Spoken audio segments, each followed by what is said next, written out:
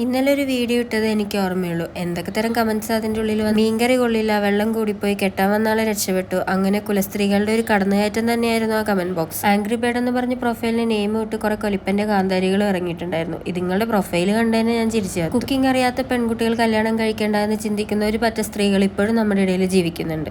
അവരും കൂടി തീർന്നു കഴിഞ്ഞാൽ ഒരു ബെറ്റർ ടുമോറോ നമുക്ക് പ്രതീക്ഷിക്കാം അല്ലെ? എനിക്ക് തോന്നുന്നു ആണുങ്ങൾക്ക് വിവരം വെച്ചാൽ ഈ ആന്റി വൈബ്സിന് വിവരം വെക്കുമെന്ന് തോന്നുന്നില്ല. അവരിപ്പോഴും പണ്ടത്തെ മുകേഷിന്റെയും ജയറാമിന്റെയും സിനിമ പിടിച്ചോണ്ടിരിക്കും. അതെന്തേലും ആയിക്കോട്ടെ, അവരുടെ പാടായി. നമുക്ക് നമ്മുടെ കാര്യത്തിലേക്ക് കടക്കാം. Anyway, I got married to the biggest green flag. ഒരു സൺഡേ മോർണിംഗ് ബ്രേക്ക്ഫാസ്റ്റ് ആണ് നിങ്ങൾ ഈ കണ്ടുകൊണ്ടിരിക്കുന്നത്. പുട്ടിന് വെള്ളം കൂടി പോയെന്ന് ആരും വിചാരിക്കേണ്ട. ഇവിടെ കുറച്ച് കട്ടയെ കൂടിയിട്ടുള്ള പുട്ടാണ് ഇഷ്ടം, അതുകൊണ്ടാണ് ഇങ്ങനെ എടുത്തത്. ആ കാണിച്ച നെസ്കഫയുടെ ബോട്ടിൽ ഞാൻ ദുബായി പോയപ്പോൾ വാങ്ങിച്ചതാണ്. അടിപൊളി ടേസ്റ്റാണിത്. നമ്മുടെ നാട്ടിൽ കിട്ടുന്നതിനേക്കാളും ഡിഫറൻസ് ഉണ്ട് അതിൻ്റെ ടേസ്റ്റ്. ഇന്നലെ രാത്രി കിടക്കാൻ ലേറ്റ് ആയതുകൊണ്ട് തന്നെ നമ്മൾ ഇന്ന് പുട്ട് മാത്രമേ ഉണ്ടാക്കുന്നുള്ളൂ. ഇറച്ചിക്കറി വീട്ടിൽ നിന്ന് കൊണ്ടുവന്നു. ഇറച്ചിക്കറിക്ക് എന്തൊക്കെ കുറ്റങ്ങളാണാവോ ഇനി പറയാൻ പോണേ.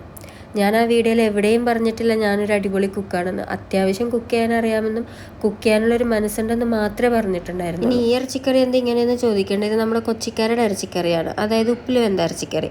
ഇതിലങ്ങനെ ഉരുളക്കിഴങ്ങൊന്നും ഇടാറില്ല, പക്ഷെ ഞങ്ങൾക്ക് രണ്ടുപേർക്ക് ഉരുളക്കിഴങ്ങ് ഇഷ്ടമായതുകൊണ്ട് ഞങ്ങൾ കുറച്ച് പുഴുങ്ങിയിടാം. അടുപ്പൊന്നും ഫ്രീ അല്ലാത്തതുകൊണ്ട് കെറ്റിലാണ് പുഴുങ്ങിയത്.